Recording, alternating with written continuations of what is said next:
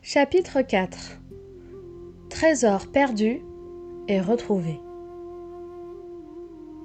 Dans le prolongement de la face nord-ouest de la Kaaba, s'étend une petite enceinte délimitée par un muret en forme de demi-cercle. À ses deux extrémités, le muret s'arrête à quelque distance des angles nord et ouest de la maison sacrée, laissant un passage libre pour les pèlerins. Beaucoup de ceux-ci, cependant, n'empruntent pas ce passage, mais, contournant le muret par l'extérieur, incluent l'enceinte dans leur circumambulation. L'espace ainsi circonscrit s'appelle Hijr Ismaïl, car les tombes d'Ismaël et de Hajar se trouvent sous les dalles qui pavent le sol. Abd al-Muttalib aimait tellement se tenir auprès de la Kaaba qu'il faisait parfois étendre sa couche dans le Hijr. Une nuit, alors qu'il dormait à cet endroit, une silhouette fantomatique lui apparut en songe et lui dit « Déterre la douce clarté. » « Qu'est-ce que la douce clarté ?» demanda-t-il, mais son interlocuteur disparut. Il n'en ressentit pas moins, en se réveillant, une telle impression de bonheur et de paix qu'il décida de passer la nuit suivante au même endroit. Le visiteur revint et lui dit « Déterre la grande bonté. » Mais à nouveau, sa question ne reçut aucune réponse. La troisième nuit, il entendit « Déterre le précieux trésor !» Et une fois encore, à peine interrogé, l'ombre disparut.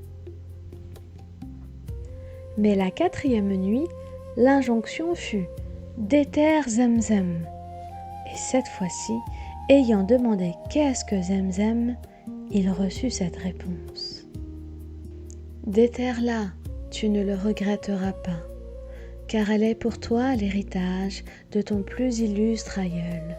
Jamais elle ne tarira ni ne manquera d'étancher la soif des pèlerins innombrables. » Puis, il lui fut dit de chercher un endroit où il trouverait du sang et de la fiente, une fourmilière et des corbeaux en train de becqueter. Finalement, il lui fut enjoint de prier pour obtenir une eau claire, vive et abondante qui abreuverait les pèlerins durant tout leur pèlerinage. Au point du jour, Abd al-Muttalib se leva et sortit du Hijr par le coin nord de la maison sacrée nommé l'angle irakien.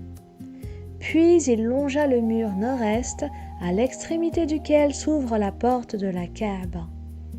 Après l'avoir dépassé, il s'arrêta quelques pas plus loin, à l'angle oriental, où il baisa avec vénération la pierre noire.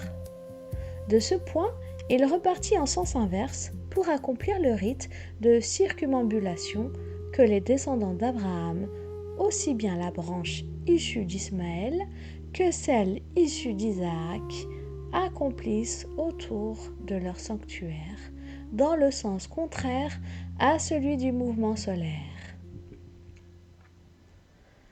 Laissant la porte derrière lui, il gagna le coin irakien et traversa le Hijr pour atteindre l'angle occidental, dit syrien, puis le coin yéménite orienté au sud. Tandis qu'il parcourait l'espace séparant le coin yéménite de la pierre noire, il pouvait voir devant lui la masse sombre du mont Abu Qubays et, au-delà, les collines orientales plus lointaines, dont les contours se détachaient nettement sur le fond de lumière dorée. Il fit 7 fois le tour du sanctuaire et, à chaque fois, la luminosité devenait sensiblement plus vive, car en Arabie, les aurores et les crépuscules sont de courte durée. Le rite terminé, il alla de la pierre noire vers la porte de la Kaaba, saisit l'anneau de métal suspendu au verrou et, tout en le serrant dans sa main, récita la prière qui lui avait été prescrite. Un battement d'ailes se fit entendre et un oiseau se posa sur le sable derrière lui, bientôt suivi d'un autre. Quand il eut achevé sa supplique, Abd al-Muttalib se retourna et les observa. Ils se dirigeaient en clopinant de leurs pas de corbeau vers 2 rochers en forme de statues qui se dressaient à moins d'une centaine de mètres de là, à peu près dans l'axe de la porte. On les avait adoptés comme idoles, et c'est entre eux que les Quraysh immolaient leurs victimes.